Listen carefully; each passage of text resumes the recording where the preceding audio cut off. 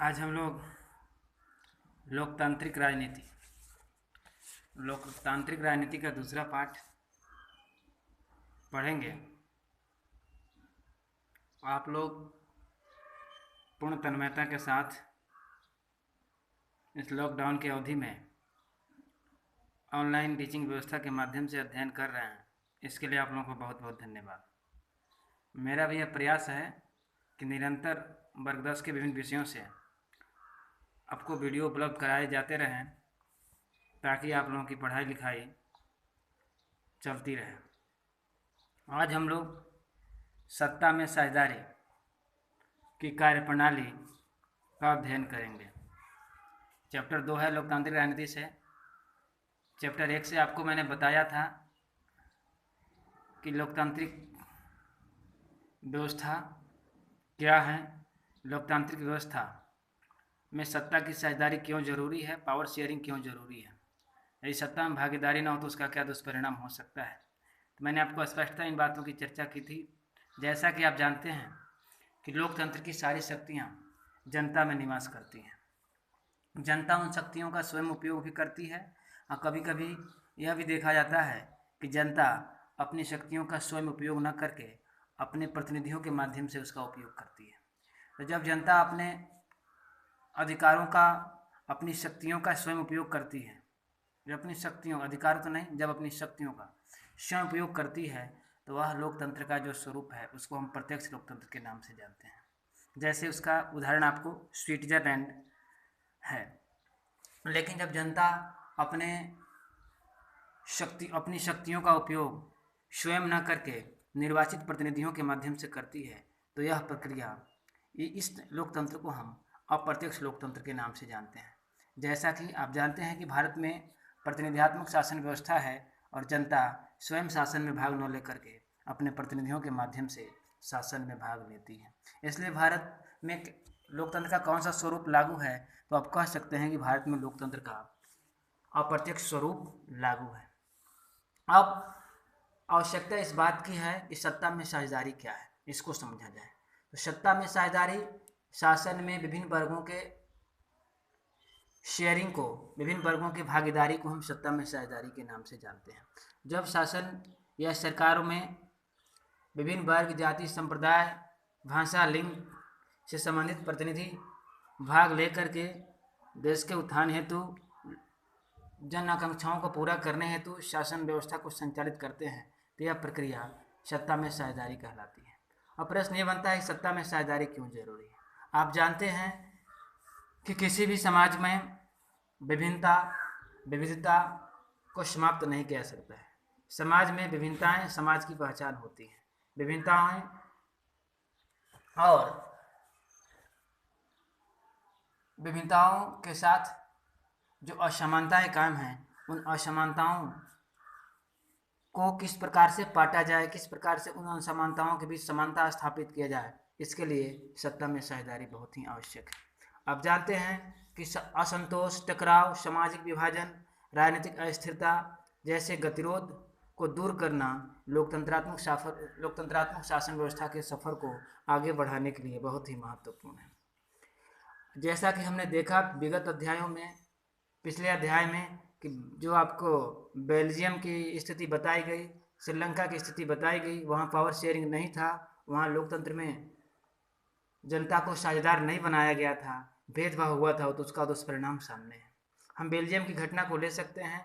Belgium की राजधानी है ब्रुसेल्स। वहाँ पे 2 प्रकार की भाषाएं बोली जाती हैं, डच भाषा और फ्रेंच भाषा। डच और फ्रेंच भाषाओं, वहाँ भाषाई आधार पर जब सत्ता में साझेदारी से वंचित किया गया तो उसका दुष्परिणाम सामने रहा और काफ़ी भीषण गृह युद्ध की स्थिति उत्पन्न हो गई, टकराव की स्थिति उत्पन्न हुई और उस टकराव से कहीं न कहीं राजनीतिक स्थिरता भी प्रभावित हुई। राजनीतिक अस्थिरता का दौर आया और अंततः यह देखा गया कि बेल्जियम का विकास अवरुद्ध हो गया। हम श्रीलंका को देखें। श्रीलंका के बारे में बताया जाता है कि श्रीलंका को आज़ादी 1948 ईस्वी में मिली। 1948 में आज़ादी मिलने के पश्चात श्रीलंका में लोकतंत्रात्मक शासन व्यवस्था को स्थापित किया गया। लेकिन लोकतंत्रात्मक शासन व्यवस्था को स्थापित करते हुए सत्ता में साझेदारी के कारण प्रणाली को नहीं अपनाया गया। वहाँ भी भाषाई भेदभाव देखने को सामने आया। भाषाई भेदभाव का परिणाम क्या हुआ, ये सबके सामने है। आज श्रीलंका की स्थिति किसी से छिपी नहीं है, जग जाहिर है। आज़ादी के बाद से श्रीलंका में विभिन्न प्रकार की कठिनाइयाँ आती रही हैं। खास करके तमिलों और सिंहलियों के बीच के संघर्ष को तो विश्व जानता है। आप जानते हैं कि श्रीलंका में सिंहली भाषी लोगों की संख्या अधिक है और सिंहली भाषियों की संख्या अधिक होने के कारण वहाँ पे सत्ता में तमिलों की उपेक्षा की गई। और तमिलों की उपेक्षा का परिणाम क्या हुआ? तमिलों की उपेक्षा का परिणाम संघर्ष, तमिलों की उपेक्षा का परिणाम गृह युद्ध। और इसी क्रम में वहाँ पर अपने अधिकारों की लड़ाई के लिए तमिल संगठित हुए और तमिलों ने संगठित होकर के एक संगठन बनाया जिसका नाम LTTE रखा गया था। LTTE का पूरा नाम होता है liberation tigers of Tamil, ELM। इसका नेतृत्व प्रभाकरण लिट्टे कर रहा था। जब गृह युद्ध की स्थिति काफ़ी भयावह हो गई, श्रीलंका की सेना निपटने में अक्षम साबित होने लगी, तो भारत सरकार से मदद की गुहार लगाई गई और भारत सरकार के तत्कालीन प्रधानमंत्री राजीव गांधी ने भारत से शांति सेना भेजने का प्रस्ताव स्वीकार कर लिया और भारतीय शांति सेना 1988 के आसपास श्रीलंका की धरती पर जा करके तमिलों को दबाने का काम किया और जिसका दुष्परिणाम भी भारत को झेलना पड़ा, क्योंकि वहाँ पे भारतीय सेना की हस्तक्षेप को श्रीलंकाई लोग सहन नहीं कर पाए, उसका विरोध होने लगा और 1989 ईस्वी में भारतीय शांति सेना को तत्कालीन प्रधानमंत्री द्वारा वापस बुला लिया गया। लेकिन उसका परिणाम ये हुआ, कुछ समय के लिए आंदोलन तो पस्त हो गया, आंदोलन दबा दिया गया, लेकिन तमिल भारत के प्रधानमंत्री राजीव गांधी के विरोधी हो गए और ऐसा माना जाता है कि 1991 में तमिलों के सहयोग से ही महात्मा राजीव गांधी की हत्या कराई गई। आज कुल मिलाकर के देखा जाए तो स्थिति सामान्य हो चुकी है। तमिलों और सिंहलियों के बीच का गृह युद्ध समाप्त हो चुका है। यह लगभग 2009 ईस्वी तक चला है, लेकिन समाप्ति के बाद हम यह कह सकते हैं कि आज भी बड़ी संख्या में वहाँ शरणार्थियों की समस्या को सुलझाया नहीं जा सका है। जिस प्रकार से गृह युद्ध प्रारंभ हुआ, उस गृह युद्ध के कारण सिंहली और तमिल भाषी दोनों लोगों के जान माल की क्षति हुई और परिणाम स्वरूप बहुत असंख्य लोग अपने घर परिवार को छोड़कर, अपने देश को छोड़कर शरणार्थी बन गए। आज उनका रोजगार चौपट हो गया, आज उनका व्यापार चौपट हो गया। युद्ध तो समाप्त हो गया, लेकिन इन विस्थापित लोगों को आज तक पुनर्वासित नहीं किया जा सका। यह बहुत बड़ी समस्या है।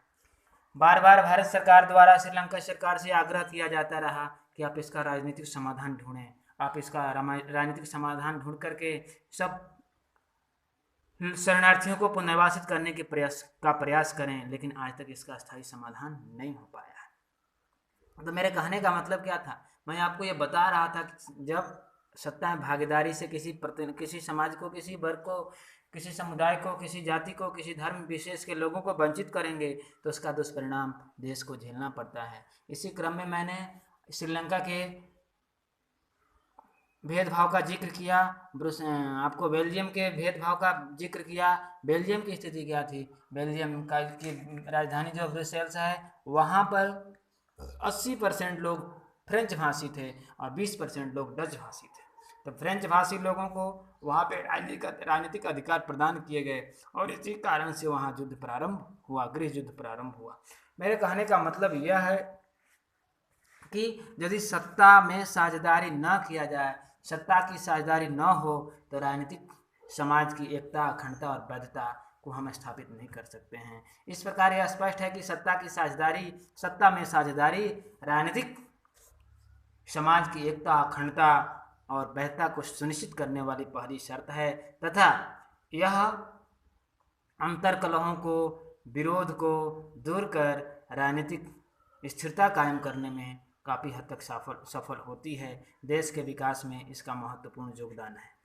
अब प्रश्न ये आता है कि सत्ता में साझेदारी किस प्रकार से किया जाए, क्योंकि आप जानते हैं कि मानव समाज का एक सबसे अनिवार्य गुण क्या है? तो मानव समाज का एक सबसे अनिवार्य गुण उसकी विविधता है।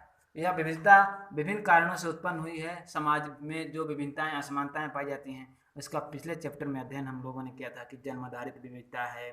जन्म से ही विभिन्न जातियों में हम क्या होते हैं, जन्म लेते हैं, तो फिर वहाँ से एक भेदभाव हमारे अंदर शुरू हो जाता है, एक हमारे अंदर असमानता की बातें शुरू हो जाती हैं। उसके बाद मैंने बताया था कि पेशा, जाति, धर्म से भी हम अलग अलग समूहों में बटे। जैसे कोई प्रोफेशन से, पेशे से शिक्षक है तो शिक्षक का एक अलग वर्ग हो गया। व्यवसाय भी हमारे विभाजन का, हमारी विविधता का एक कारण है। तो इन सब चीज़ों की हमने चर्चा की। जब विभिन्नताओं को हम मिटा नहीं सकते हैं तो विभिन्नताओं के साथ कैसे सामंजस्य स्थापित किया जाए ताकि यह लोकतांत्रिक सफर, देश का विकास अवरुद्ध न हो और लोकतांत्रिक सफर काफ़ी तेज़ी से चलते रहे।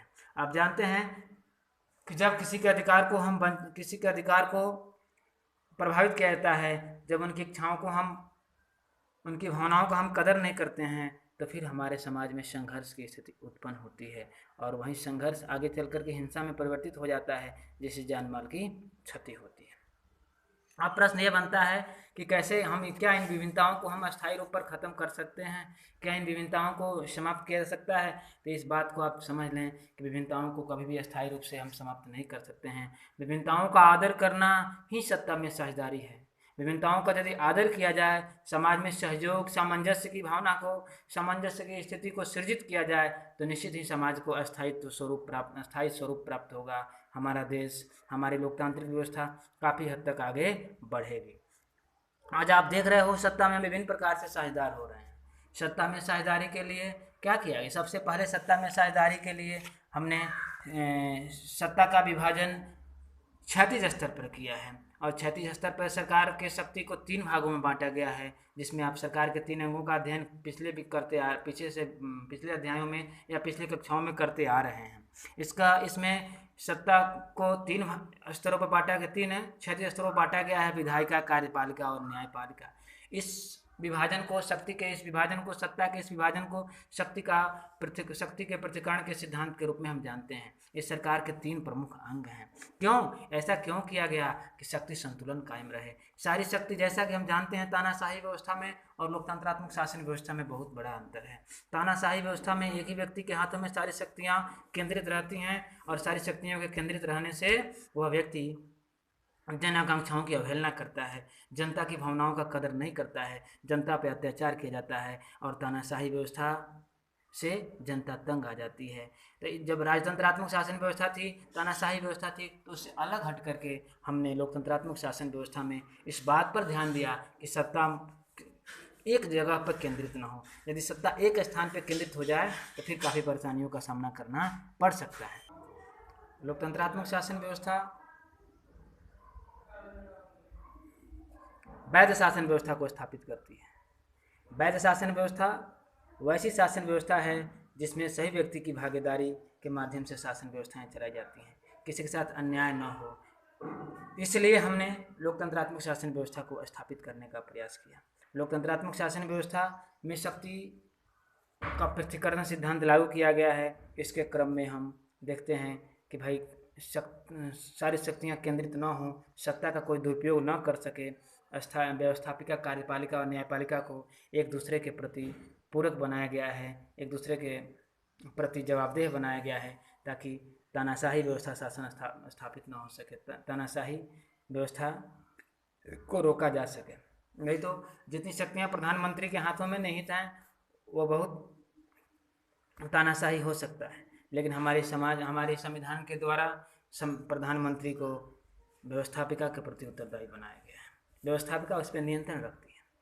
इसलिए हम कह सकते हैं कि टकराव और विस्फोट की आशंका को दूर करने के लिए, जन आकांक्षाओं को पूरा करने के लिए सत्ता में साझेदारी आवश्यक है। अब हम समझेंगे भाई सत्ता में साझेदारी के कौन कौन से स्वरूप हैं, कैसे सत्ता में साझेदार हुआ जाता, कैसे सत्ता में हमारी भागीदारी है, हम कैसे सत्ता में साझेदार हैं। आप देखो, लोकतंत्रात्मक समाज में सबको अभिव्यक्ति की आज़ादी होती है, सबको निर्वाचन में भाग लेने की आज़ादी होती है, सबको अपने प्रतिनिधियों को चुनने का अधिकार होता है, किसी प्रकार का कोई भेदभाव ना होता है। हम चूँकि लोकतंत्र की परिभाषा ही जनता का, जनता के लिए, जनता के द्वारा, आपके द्वारा ही और आपके लिए ही और आपका ही यह व्यवस्था, आपकी ही यह व्यवस्था है। आप चुनाव में भाग लेकर के अपने मनचाहे प्रतिनिधि का चयन करते हैं, वहाँ भी आपकी भागीदारी है। आप खुद ही चुनाव लड़ सकते हैं, आप चुनाव लड़ कर के देश और समाज की सेवा कर सकते हैं। अगर आप चुनाव लड़ते नहीं हैं तो उसके अलावा भी इस समाज में इस सत्ता में साझेदारी के कई स्वरूप हैं। जैसे हम देखते हैं व्यापारी वर्ग, उद्योगपति वर्ग, किसान वर्ग, शिक्षक वर्ग, मजदूर वर्ग, ये सब लोग संगठित होते हैं, सबका अलग अलग संगठन है। अभी शिक्षकों का हड़ताल चल रही थी। औद्योगिक वर्ग, मजदूर वर्ग, सबका अपना अपना संगठन है। सब लोग अपना समूह बना करके और अपने समूह के माध्यम से अपनी सत्ता में भागीदार होते हैं। सरकार में बिना शामिल हुए अप्रत्यक्ष रूप से सरकार पर दबाव डाल करके अपने हित में फैसले के लिए सरकार को प्रभावित करते हैं। इस प्रकार हम कह सकते हैं कि जो हित समूह है, दबाव समूह है, सत्ता में अप्रत्यक्ष रूप से हिस्सेदारी करते हैं। आप राजनीतिक दल बना करके आप राजनीतिक दल के माध्यम से शासन कर सकते हैं। आप राजनीतिक दल के माध्यम से सत्ता में प्रत्यक्ष रूप से कह सकते हो कि शामिल हो सकते हैं। राजनीतिक दलों को सत्ता में साझेदारी का सबसे जीवंत स्वरूप माना गया है, क्योंकि राजनीतिक दल सत्ता में भाग लेकर के शासन के संचालन के अहम कड़ी के रूप में काम करते हैं, हमारे शासन व्यवस्था को मजबूत बनाते हैं। लोकतंत्रात्मक शासन व्यवस्था में हम राजनीतिक दलों के बिना लोकतंत्र की सफलता के बारे में सोच नहीं सकते हैं, शासन के बारे में सोच नहीं सकते। दबाव समूह क्या है इसको भी जान लेना जरूरी है। व्यक्तियों का वह संगठन जो सत्ता में बिना भाग लिए अप्रत्यक्ष रूप से अपने हितों की पूर्ति हेतु सरकार पर दबाव बनाता हो और अपने हितों की पूर्ति के लिए कानून बनाने हेतु सरकार को विवश करे, इसको हम हित समूह या दबाव समूह के नाम से जानते हैं। भारत की अपेक्षा अमेरिका में हित समूह काफ़ी सशक्त हैं। सत्ता में साझेदारी के प्रत्यक्ष और ज्वलंत स्वरूप के रूप में मैंने आपको राजनीतिक दलों के बारे में बताया। राजनीतिक दल है क्या? तो राजनीतिक दल एक व्यक्तियों का राजनीतिक संगठन है जो चुनाव में भाग लेकर के, चुनाव लड़ करके राजनीतिक सत्ता को हासिल करने हेतु बनाया गया होता है, जिसका एकमात्र उद्देश्य सत्ता को प्राप्त करना है। फिर अगले चैप्टर में हम लोग राजनीतिक दलों के बारे में के विस्तार से अध्ययन करेंगे। आज आप ये जानिए, कभी कभी स्थिति सबसे भयावह स्थिति कब होती है? जब गठबंधन की सरकारें बनती हैं, जब एक दल को बहुमत न मिलता है लोकतंत्रात्मक शासन व्यवस्था में, दो या दो से अधिक दल मिलकर के चुनाव लड़ते हैं या चुनाव के बाद गठबंधन करके सरकार बनाते हैं, तो ऐसी सरकार को हम गठबंधन की सरकार कहते हैं। गठबंधन दो प्रकार के होते हैं, एक चुनाव के पूर्व और एक चुनाव के बाद के गठबंधन। तो चुनाव के बाद के गठबंधन यह देखा जाता है कि सिद्धांत विहीन होते हैं, स्वार्थ पर आधारित होते हैं। सत्ता की लोलुपता के कारण विभिन्न राजनीतिक दल अपने सिद्धांतों से समझौता करके सरकारों में शामिल होते हैं। यह लोकतंत्र के लिए खतरा हो सकता है। लेकिन सत्ता में साझेदारी सबसे मजबूत उसी परिस्थिति में दिखाई पड़ती है जब विभिन्न राजनीतिक दल गठबंधन की सरकारों में शामिल होकर के और गठबंधन की सरकारों का संचालन करते हैं। तो गठबंधन की सरकारों में जब विभिन्न राजनीतिक क्षेत्रीय पार्टियां शामिल होती हैं तो वे अपने क्षेत्र के हितों की, स्थानीय हितों को प्राथमिकता देती हैं और इस प्रकार से सत्ता में साझेदारी काफ़ी कारगर दिखाई पड़ती है। और आज देखिए, जब लोकतंत्रात्मक शासन व्यवस्था में एक दल की सरकार होती है तो बहुत हद तक कह सकते हो मनमानी करती है, लेकिन जब मिली जुली सरकारें होती हैं तो तानाशाही प्रवृत्ति उनके अंदर नहीं पनप पाती है। इसके बाद हम लोग इसके अगले वीडियो में संघीय शासन व्यवस्था के बारे में पढ़ेंगे। संघवाद क्या है, संघीय शासन व्यवस्था से आप क्या समझते हो। आप लोग तैयारी करें। बहुत बहुत धन्यवाद।